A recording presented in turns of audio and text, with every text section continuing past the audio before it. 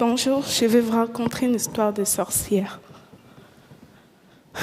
Pas la sorcière que vous connaissez avec son nez crochu, son balai et ses verrues, mais une sorcière du Congo. Cette sorcière, c'est moi. Et mon histoire, c'est une histoire de courage, de force et de foi. Je suis née en République démocratique du Congo, dans une bonne famille, oui. Quand j'étais petite, mon père était en gérant dans une société de mines de diamants. On vivait dans une grande maison en Bujimaï, dans la province du Kasaï.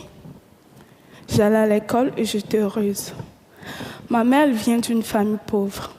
À cause de cela, la famille de mon père n'aimait pas ma mère. Puis un jour, mon père a perdu son travail. J'avais 6 ans. Il a dit à ma mère d'aller avec moi à Kinshasa avec ma sœur et mes 4 frères. Il a dit qu'ils viendront nous rejoindre pour trouver du travail. En réalité, sa famille lui avait demandé de se débarrasser de nous. Quand ma mère a compris, il était trop tard. Elle se retrouvait toute seule, loin de sa famille. Elle a dû vendre tout ce qu'elle avait pour nous faire manger. Elle avait changé. Elle avait tellement maigri. Ma mère a même fait venir notre grand-mère pour nous aider, mais nous avions toujours faim. Alors, ma mère a commencé à nous envoyer chez des amis. On faisait des kilomètres à pied pour aller chercher de la nourriture. C'est comme ça qu'un soir, je me suis retrouvée chez une dame qui m'avait donné à manger pour la famille. Mais elle était trop tard pour retourner. Elle m'a proposé de dormir chez elle et de repartir le lendemain matin. Durant la nuit, je parlais dans mon sommeil. Ça ne vous paraît pas très grave, n'est-ce pas? Mais cette amie a dit à ma mère que je parle aux démons. Et en même temps, ma mère et ma grand-mère sont allées demander des conseils chez des prophètes, ceux qui représentent Dieu. Elles cherchaient la cause de tout le malheur de notre famille. Le problème est qu'elle m'avait amené chez un faux prophète. Et il a été décidé que c'était moi la cause et que j'étais une sorcière. Les charlatans m'ont parlé pendant plus d'1 heure pour que j'accepte que je sois une sorcière. Il a crié sur moi sans arrêt. Ils m'ont fait boire 5 litres d'eau avec des herbes dégueulasses. Ils m'ont dit de vomir les viandes des gens que j'aurais mangées dans le monde des ténèbres. Imaginez-vous la scène, une enfant de 7 ans face à plusieurs adultes qui crient sans arrêt. On me tapait même dans le dos pour faire sortir cette viande. À un moment donné, j'avais peur et j'étais tellement fatiguée. Et j'ai fini par dire oui, je suis une sorcière.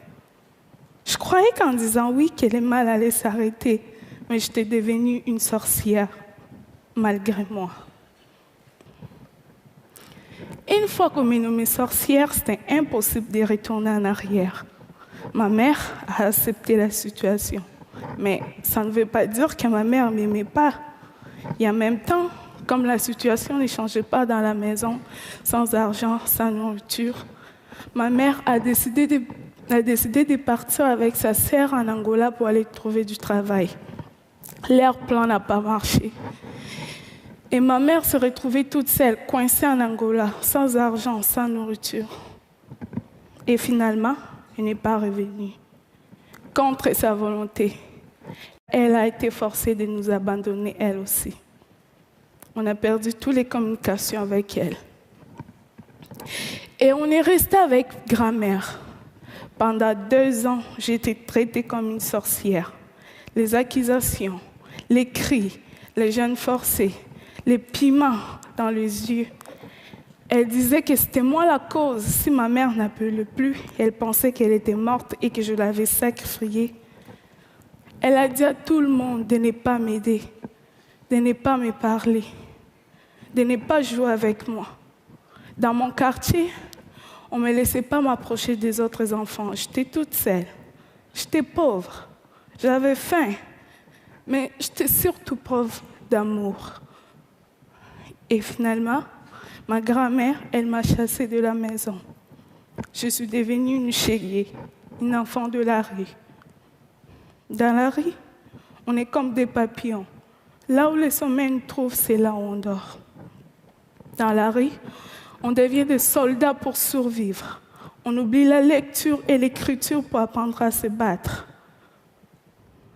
Dans la rue, j'ai vendu des lots, des arachides, j'ai fait des ménages. Mais à chaque fois que je voyais les autres enfants aller à l'école, je me rappelais des jours où j'étais heureuse. Je pleurais. Je me demandais si un jour je pourrais sortir de la rue. Puis un jour, ma chance a tourné. J'ai participé dans un documentaire Kinshasa Kids.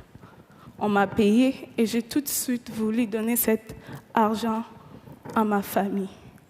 Car même dans la rue, dès que j'avais quelque chose, je passais aller voir ma famille pour leur donner.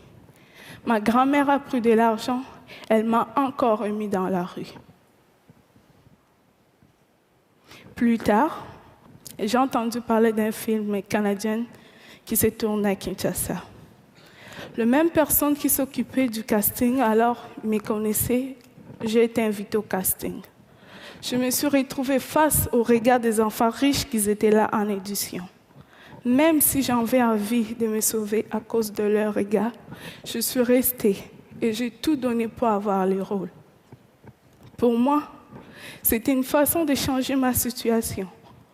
J'ai eu le rôle principal dans le film. C'était bien cool. La production, ils m'ont mis dans une grande maison, je pourrais manger tous les jours et avoir tout ce que je voulais. Mais malgré tout ce qui se passait, j'étais triste. J'en ai parlé à Kim, le réalisateur.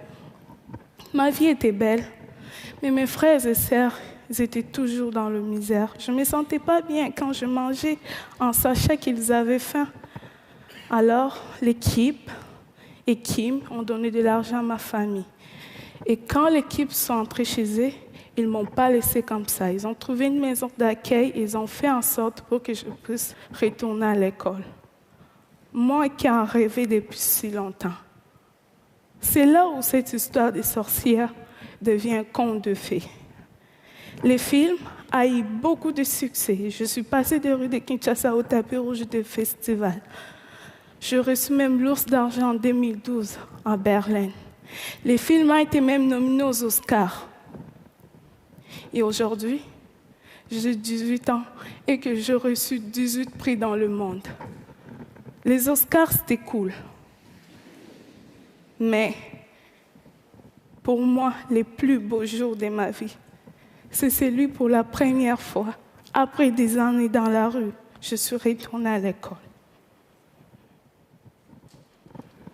S'il y a des enfants dans la rue, partout dans le monde, c'est souvent parce que les parents n'ont pas eu les droits d'éducation. Comprenez-moi bien, le problème est profond. La pauvreté, c'est ce qui amène le manque d'éducation. Chez moi, envoyer les enfants à l'école, c'est un luxe. Mais sans éducation, on risque de se faire rencontrer n'importe quoi par les autres qui vous disent quoi faire et quoi penser. Ma mère n'était pas bête. C'est elle qui m'a appris comment pardonner et comment avoir confiance en soi-même. Mais elle s'est fait prendre dans un piège. Vous savez tous que l'éducation est importante. Mais comment se fait-il que l'éducation reste ici et que l'éducation n'est pas arrivée dans le village de ma mère avant ma naissance? C'est pas cool qu'aujourd'hui, avec tout ce qui existe de technologies et d'idées, que ça ne puisse pas se faire. L'ignorance produit des sorcières. L'ignorance peut tuer. Alors, pour chasser des sorcières, construisons des écoles. Moi, je m'en suis sortie. C'est parce que j'ai eu beaucoup de chance et de courage. Ce n'est pas le cas pour beaucoup d'enfants qui sont encore dans la rue. Ils attendent aussi que leurs rêves se réalisent. Alors, pour cela, il ne faut pas les oublier. J'ai eu aussi le courage de quitter Kinshasa à 17 ans. Et aujourd'hui, je vis au Québec dans une famille d'accueil. Je poursuis mes rêves, mes études et je reprends les temps qu'on m'avait volés. Je vous parle d'espoir et de courage et de force. Je ne vais pas complaire sur moi. Je ne vais pas complaire sur moi. Je ne vais pas. Retenez cette phrase si simple. Aussi longtemps qu'elle est cœur bas, tout est possible. Merci.